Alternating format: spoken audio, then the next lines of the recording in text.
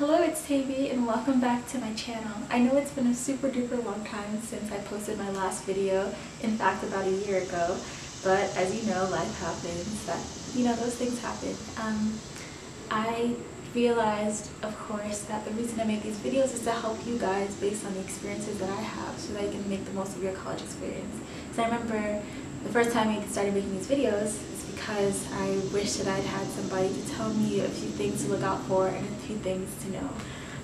So this video is going to be about things I learned my junior and sophomore year. I'm going to tell you they weren't easy years, honestly, if I'm going to be real, but I learned a lot and I grew a lot and I wouldn't trade them for anything. So I have 8 tips for you guys. I'm just going to go through them one by one, hopefully for my camera guys. And so I'm going to start off with number 1, which is not only is Google Calendar your best friend, but Google Drive will be your other best friend. I remember talking about in my first video how I would put things in my Google Calendar and they would notify me, and I don't know what I do with that Google Calendar. That's for scheduling, but when it comes to classes, I found Google Drive to be so helpful to me.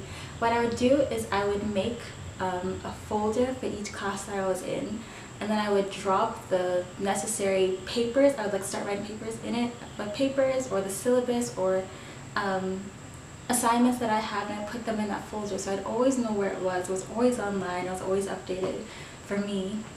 And what I do also is I would put these classes for each folder under the semester that I was in. So if I was for freshman year, if I'd started freshman year, I'd be like freshman year, fall semester, I would have my 5 classes, I would have my folders inside these 5 classes, and then everything was organized, and that's what I did this semester.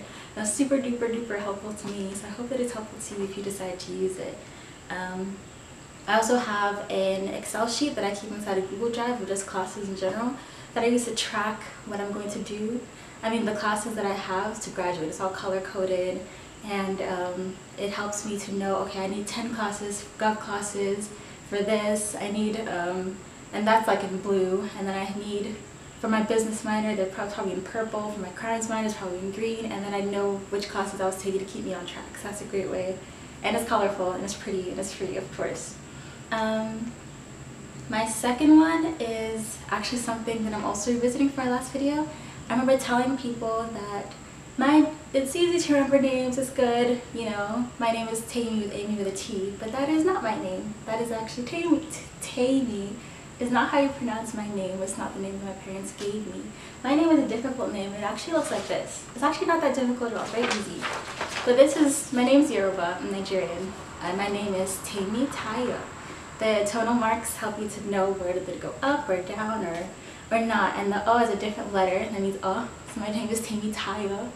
I would just say, if you have a difficult name, don't be afraid to tell people what it is, because they will learn it. What did Uzo Aduba say? If her mom said if they can learn Tchaikovsky's name, I know how to say his name, but I can learn. They can learn his name, they can learn your name. And my nickname is Tammy. It's not Tammy, it's Tammy. It's not as, you don't drag it out as long as Tammy. And I think that it's necessary for you to go into the world with your real name.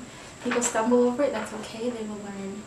And friends who don't have difficult names and need to learn our difficult names, you will learn them and it will be okay. And then, the meanings and everything. My name means joy is mine, and when you say Tammy, it takes away the meaning, because Yoruba is a tonal language, and it means something different when you say it incorrectly. So I'd say be proud of your different name, and people will learn it. The world's changing, so there's going to be a lot of more difficult names in the future. Number 3 is that you're going to learn, junior, sophomore, all the years, that you're not perfect. I came into college thinking that things would go well. I had an idea that things would not be easy, but then they come up again. But then I also learned a lot about myself and that I'm not perfect. But then in that, you'll learn to become more real with yourself, with others. As you spend time with people, you're going to see their flaws as well, because they're human too. And I want you to realize that, well, yeah, you know your own flaws, and I went through an entire process all of my sophomore and junior year in which I realized that there are moments in which I honestly really sucked. But then I learned to be honest with myself, learned to be honest with others. I had to learn to talk to people when I was upset with them. There's something that they did, or when I noticed there was something I did. Wouldn't just leave it. If like they were sad or something, after, I would try to talk to them about it. Just even for, sometimes it's nothing, sometimes it's for my own peace of mind. And your relationships with your friends, the ones who love you, will only get stronger. So yeah, I'd say that. And also, I'm learning that how to keep long-term friendships as well. Keeping up with people is something I have to learn, but it's actually really beneficial and lovely to be able to have your friends past college. Sometimes it just takes a quick message, or hey, let's hang out, or how's your family doing? I saw this, even if it's on social media, I saw you doing this on social media. Hope you're doing okay. And it means a lot to a lot of people, and a lot of people don't do that, and it helps to keep your friendships alive, just to check in on people. So that's something I'm learning and want to teach you to start learning too. Number 4, I would say, is to start thinking about where your money's going. I'm going to be a senior soon, and I'm going to have to move into an apartment and start my life. And I want to make sure that I have the money that I need to do it. It's relatively easy to find jobs in college, relatively, and they don't pay you too bad either. And the thing is, if you're able to save instead of spend money on just anything you think you need when you don't really need it, it's going to help you so much in the long run. And if you are even able to, it's great to start investing in the stock market too. Why not? Because you have more time and you have a bit of money, so why not start to create habits of saving, and if not investing, then just saving for the future.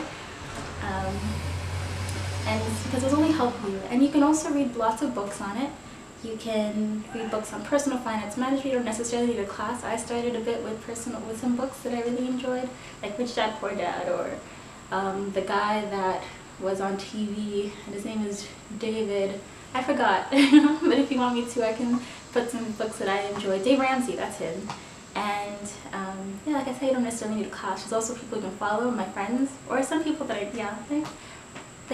some people that I know, they started Wise Media, which is a Cornell, based at Cornell and some other schools. You can follow social media in which, I believe it's called Wise Media. You can follow them to learn some tips, just on Instagram. What else? Okay, now I need to go back. Okay, another thing, I know I'm bouncing back, but another thing, I'm going back to studying, back to class. So what helped me a lot this past semester, my junior year, is to do a lot of your studying during the day. Even if you're probably a night owl or so, there'll be blocks in your schedule. And what you can do is, instead of just using that time to just like hang around or whatever, you can use those extra blocks between classes to do some work. So what I did this semester, I had to write 2 difficult papers. So I blocked off holes in my schedule for working on those papers just for a little bit each week.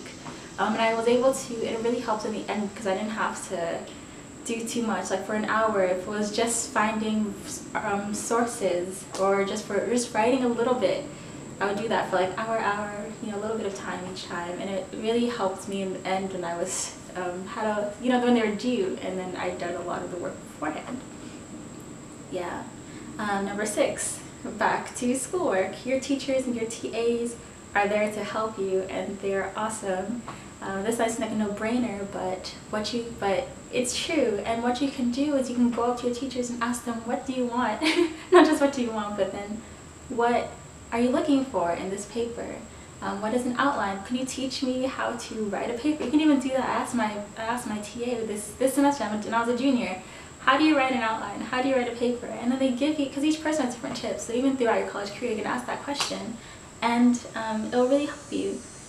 This is especially great for classes because they get smaller as they get more specific, as they become more into your major, as they move up. And I don't know if this is helpful to, this could be helpful to people who are in the sciences or engineering or whatever, It helps me a lot in papers classes that I had to write a lot. And it might help you a lot. Just asking questions is really helpful. You don't know everything, and that's okay.